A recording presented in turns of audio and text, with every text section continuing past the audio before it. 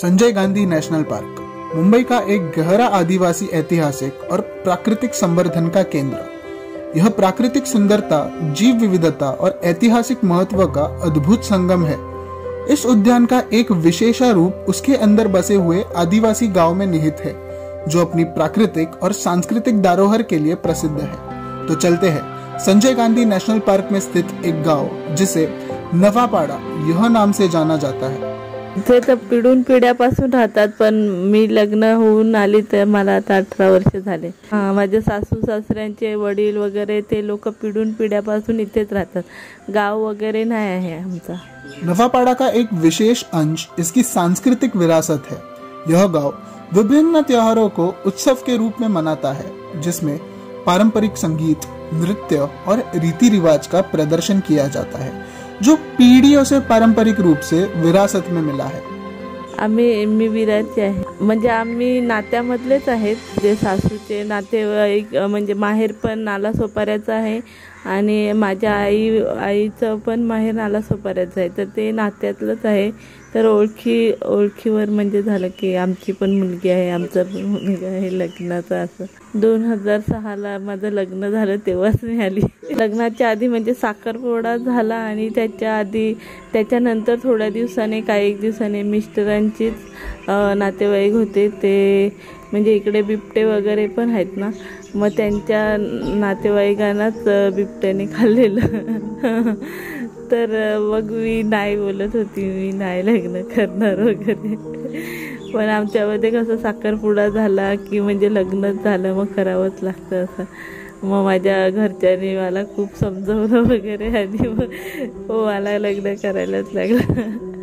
आणि आता तर मी स्वतः पण घाबरत नाही, रात्री तर फिरते एकटीच।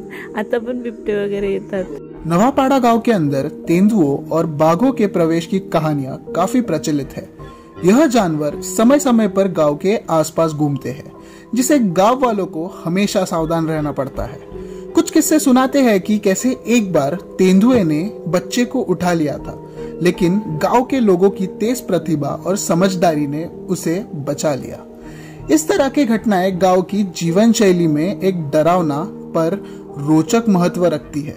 मिस्टर तर तिथेच काम करतात, त्यांना खाणं देणं वगैरे, छोटे पिल्लू मोठे करणे, असं मोठे तरी कुत्र्यापेक्षा मोठे तरी पण त्यांच्या अंगावर वगैरे खेळतात अजून तरी। आता चालली नाईट ड्युटी होती त्यांची।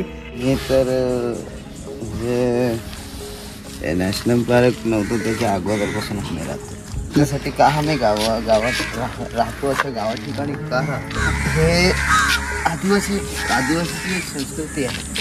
माझ्या जिथे जंगलात राहतो ना, त्या जंगलाची माती, त्याची पानं आणि जे काही प्राणी आहेत यांना घेऊन चालणारी ही एक संस्कृती आहे। त्याच्या आता आम्ही जर इथून बाहेर पडलो ना, बाहेर कुठे राहायला गेलो, आम्ही त्याच्याशिवाय राहू शकत नाही। आम्हाला पाहिजेच।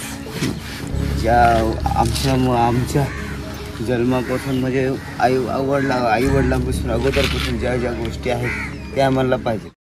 नवापाड़ा गांव के रहने वाले अपने गांव से बहुत गहराई से जुड़ गए हैं, और अगर वो अपनी जगह छोड़कर चले गए तो वो खुश नहीं रह पाएंगे। उनके लिए उनका गांव उनकी पहचान है, उनकी जिंदगी का हिस्सा है। यहाँ के लोगों को अपने गांव से गहरा रिश्ता है, जो उन्हें हर दिन खुशियों और सुकून का अनुभव दिलाता है।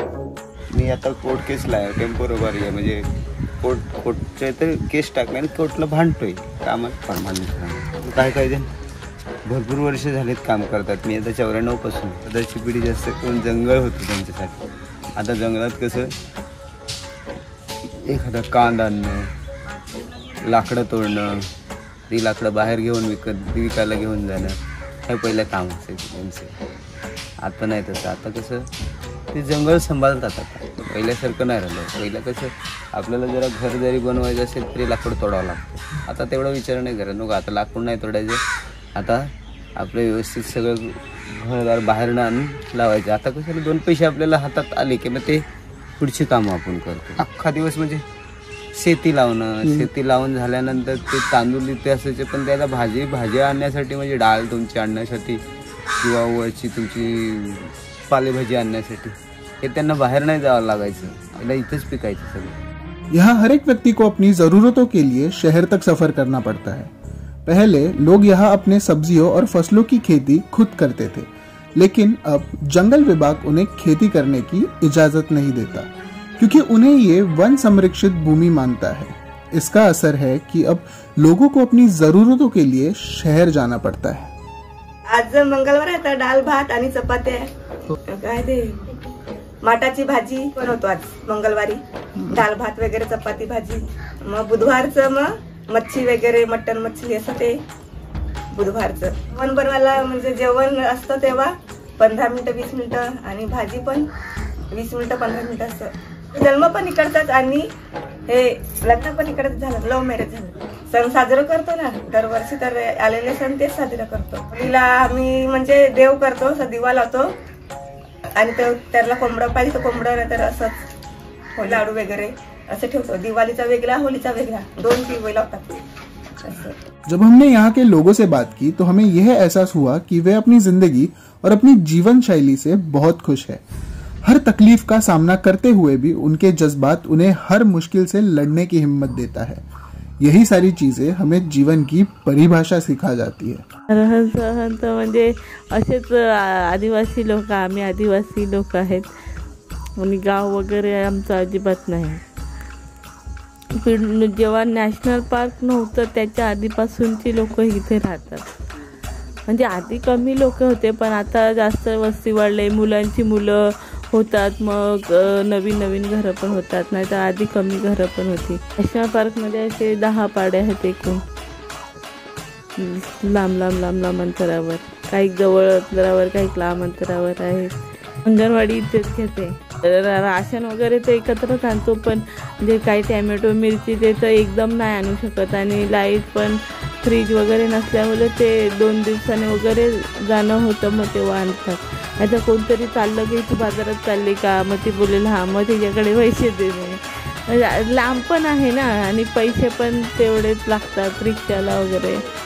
मी तर सांगेन नॅशनल पार्कसारखं म्हणजे या आमच्या पाड्यासारखं नॅशनल पार्कसारखं दुसरं कुठे ठिकाणच नसेल। आम्हाला इथून म्हणजे जायचंच नाही, आम्हाला इथे नॅशनल पार्कमध्ये खूप मस्त वाटेल।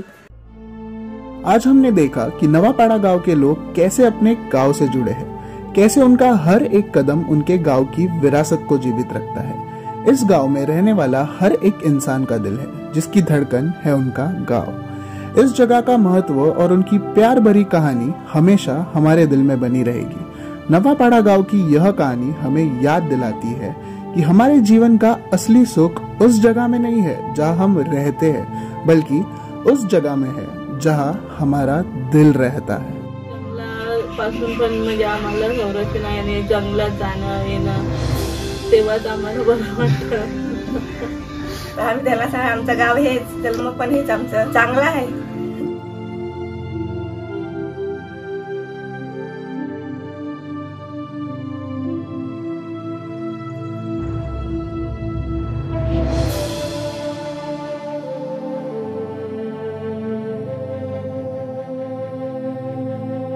कोणत्या स्टँडर्ड मध्ये असतो? आता 4th मध्ये झाली एक्झाम, पास झाला, सुट्टी। तुम्ही इथे काय काय खेळतात?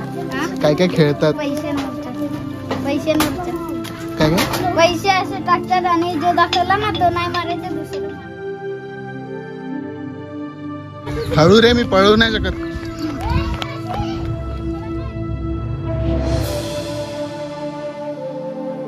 हिंदी मध्ये बोलू शकतो आपण की मराठी?